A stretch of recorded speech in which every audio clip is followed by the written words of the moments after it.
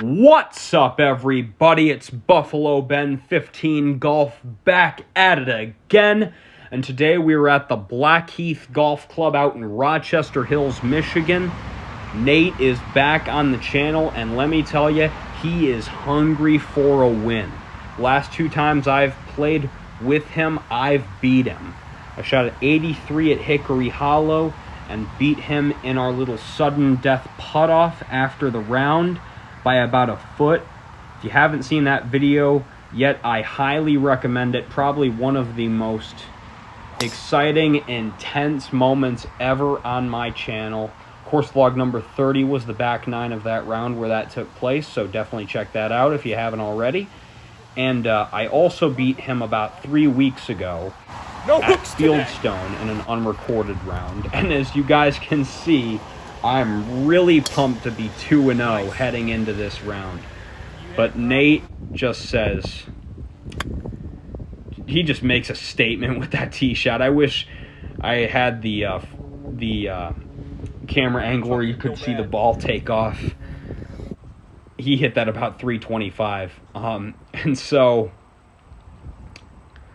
I hit it 325 in about 2 shots. Maybe a little more than that. This is a 390 par 4, and I've got about a 30-yard little bump and run here with a 9-iron.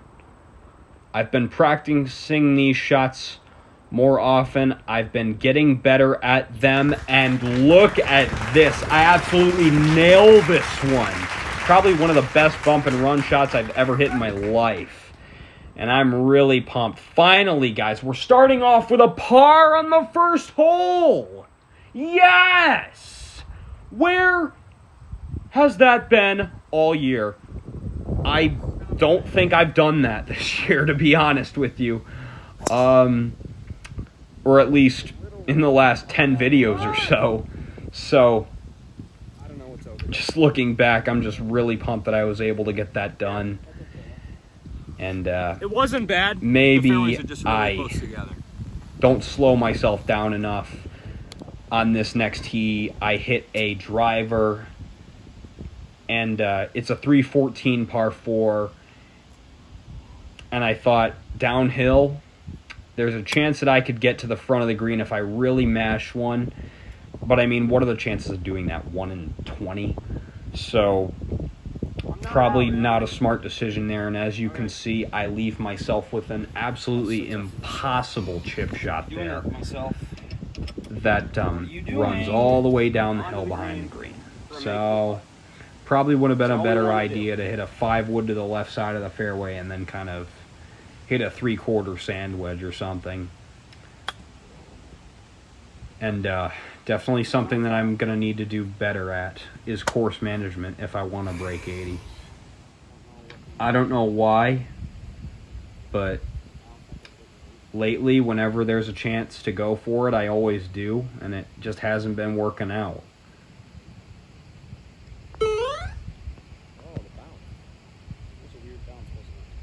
What was that? I'll tell you what, that's probably the highest I've ever seen a putt jump in my life. Now, granted, I was next to an anthill and I was on the fringe, but I did not expect it to react that erratically. So, just kind of calmed myself down after that, and I hit a really good putt.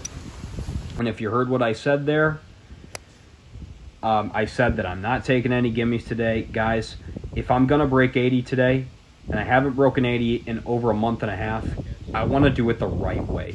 I want to do it hardcore, nitty-gritty, raw golf. Hole out everything. Be serious about every single stroke, even if it's less than a foot. And so, with that in mind, I fall in love with the distance on this par 3 a little bit too much, and thought the wind would bring it over a little bit, but trying to keep the ball off the left side of the golf course today. And there's a hazard over there, so just wanted to keep it away from that. And then I go into an artificial hazard, a sprinkler head that little hole that dropped in there. Gee, that would have been nice if it was the real hole. Just put myself in another bad position off the tee. Just kind of a short-sided chip and a really bare lie underneath me, just like I did on number 2. So after that chip, I still had a lot of work even to bogey this hole. And to be honest, this is no guarantee, this putt. About the distance of the one that I had on number 2, similar break. So I felt pretty good with it. And it goes down. So we're 2 over, heading into number 4. So's Nate, by the way. He's gone par bogey as well. Well, it wasn't a double. So, first par 5 coming up. Nate's time to shine. Here we go. Hits a drive about 290 down the left edge of the fairway, and there is actually out of bounds on the left side of this hole, the entirety of the left side of this hole. He started that ball like on the OB line. Like that's where he was lined up. And he just has so much trust in his game. You just see he swings freely all the time. Let me tell you, I think his swing is more consistent than mine. And I don't know if you saw there, but we were actually at the blue tees on that hole instead of the black. We played a weird mix of tees today. We played the black tees on holes 7 through 18 handicap, and on the hardest 6 holes we played the blue. Now, at Blackheath, the black tees are 6,768. Blue is 6,087. Blues were a little too short for us. Blacks were a little too long. So we decided to kind of make up our own little healthy mix there, and it added up to about 6,500. So you're going to see us play the blue tees on a handful of holes. After this hole, it'll be holes 5 and 9 that will play the blue tees. And on the back 9, it'll be holes 11, 16, and 18. So just to give you a heads up. If you were wondering why we are at the blue tees, that's why. We weren't chickening out because we were 2 over after 3 holes. So after going a little bit off-road after the second shot, I hit a really good wedge shot to get to this point. Another short-sided shot that sloped away from me. But this time I actually pulled it off. I mean, I suppose one good thing about putting yourself in difficult positions is that you learn how to deal with it and pull it off. So Nate's not in a very tough spot here. For birdie, up the hill, he really gave that one a good try there. But he had a lot less work for par than I do now. For whatever reason, I mean, you saw it on number 3. For whatever reason, putts that are north of 25 feet, I just can't get it there lately. And I don't know what it is. Maybe I'm watching too much PGA Tour coverage where the greens are like a hockey rink, comparable to a hockey rink if they were like on a stimp meter or something. But I don't know. It's just been something that I've been struggling with lately. But I'm not struggling with the hook today, as you saw there. Even though I missed that tee shot, I hit another one to the right side of the hole. I know it's in the right rough, but for me, that's totally fine. So after that, I chunk another wedge shot, just like I did on 1, just to get to the front apron of the green here. And this is one of the few long putts that you'll see me get there. So, Nate giving me a good angle there. That was a cool little shot. So, 10-footer back the other way. Goodness, this would be awesome back-to-back pars. Handicap holes 2 and 4. Get par on both of them. Gosh, that would be something. I know they're both from the blue tees, but still. So, let's see. And the putter is officially white hot today. That is 4 straight holes where I've holed a putt that I will miss more than 20% of the time. So, putts are going well today. Another angle here for you where you can't see the ball flight. One of the cons of playing the black tees is that sometimes they're right up against the boundary of the course and you can't set it behind it. So, with that said, I try to give you Nate's tee shot as best I could, and he absolutely nails another one, 320. I gotta tell you, doesn't his swing just look so fluid and just so relaxed? Dang, I wish I had that. Been working on it, though. Promise, guys, it's getting better. Go back to some of my earlier videos. My swing looked really weird and really bad. And I'm doing a lot better now. So, yeah, and another thing, I've been working on not hooking the ball by doing a couple certain things with my swing. I've been keeping my hands behind my trail shoulder for as long as I can and just kind of get that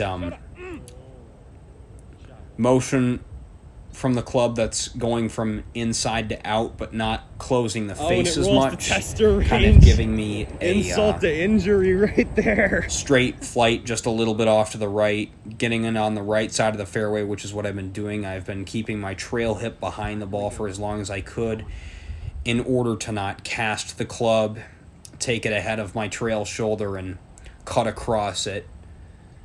So, been working on those things. And it leads to another par, another good putt. Another bump and run as well. I used a 9-iron there as well on that third shot there, and it worked out. I actually went to the Rambler par 3 course. I know you guys have seen Rambler on the channel before. Obviously never the par 3 course, but they do have one. And I went there this past week to work on just certain strategies around the greens. I hit some high shots, I hit some low shots. I played like with 2 or 3 balls on each of the holes because, I mean, what are they, like 120, and I'm the only person out there. So it worked, and I just tried a little bit of everything and got a little bit better at everything. And as you can see, it's paying off today. Another relatively low-stress par. Nate got into a lot of trouble on this hole, but he saves a bogey there. Figured I'd put that in for him. As you guys are going to see on this next hole, that really gives him a little bit of surge, so to speak. So, we remain at 2 over. We've had 5 pars so far today. Guys, 5 pars through 7 holes, that is excellent. That is just... that's right where we want to be. So, on this par 5, I tell myself, you know what? This is drivable in 2. I didn't hit the greatest drive. I did hit a good 3-wood. If I had hit a better drive, I probably would have got there in 2. My driver 3-wood combo is close to 500 now. Probably 490 average. So, got it about 480 because my drive wasn't that good up the hole before I hit that little pitch. And it's good. It just rolled back down to the bottom of the green because I just barely missed getting on the upper level. For the birdie. Round the world for Nate Blazin' Hazen. All right. Hit an absolutely wonderful shot out of the fescue that I wish I had recorded. I made it. It was like 40 yards, green slipping away from him. Hit an absolutely perfect shot. Played it as if it was 60 yards. And it was just really impressive, guys. And you just saw how chill he was when he picked that ball up out of the hole. I would have gone nuts. I mean, Rick Jeanneret from the Sabres went nuts for him. All right. Birdie putt up the hill. Another one that I leave short. Another 25-plus foot putt that I leave short. What is the deal? I don't know. Play legit today? I'm playing legit. Take your time. Maybe I'm afraid of Here we go. losing that back and forth motion, and I need to stop being afraid of that. So, another little tester putt. I've had a lot of them this 9, but I've done well with them. That was such a loopy bad stroke. What the heck was that? And I don't- even I don't though know. that stroke Exactly. It's in. sucked, it still goes down. That's all we care about. Probably got a little bit lucky there, but you know what? Come on back. Sometimes a little luck. Let's try it. I mean, everybody needs a little bit of luck, right? All right. So we remain at 2 over going into the 9th hole. It's one of the blue tee holes, 179, into the wind, and I hit my worst shot of the 9 so far. So That was a terrible definitely toe put strike myself that I in wanna another never talk about very again. difficult position. Above the green, short-sided. Probably the only good thing is that it's into the wind, but I'm trying to land it just where it lands, and it kicks off the slope the wrong way. I gotta not do that. So, I mean, I know I've been kind of quiet this video, but I mean, for the most part, I've played really well, and it's just, it's fun to watch myself play well. I know it's weird to say that, but it feels good. Like it's like, wow, look at me. Look at how much I've improved from just a couple weeks ago. So, hit a good shot there. Another tester putt coming up. Can we make it for a 38? Maybe. We've had like 6 of these this 9. Well, this will be my 6th. We've gone 5 for 5. Can we go 6 for 6? No, we can't. That was to go double free. And I got really, really mad after that. But we still got a 39. And let me tell you, on a different day, on a day where my putting would have been bad, that round could have been really bad. That could have been like a 46 if my putting sucked. But it didn't. Look at that. 12 putts total. That is awesome. I know that is excluding a couple putts from the fringe, but still, even if you counted those, it would be like 14. That's great. So, 3 out of 6 fairways. That's not horrible. 2 out of 9 greens in regulation. That has to get better, but the 12 putts giving me the sub 40. So, yeah, there's the green that I went to the one on the right when I was supposed to go to the one on the left on the 4th there. But thank God this course is so wide open. I feel like it's a nice exercise. This was a nice warm-up round for me with my driver. It gave me the opportunity to swing freely, rely on what I've been working on without being afraid of trees everywhere and stuff like that.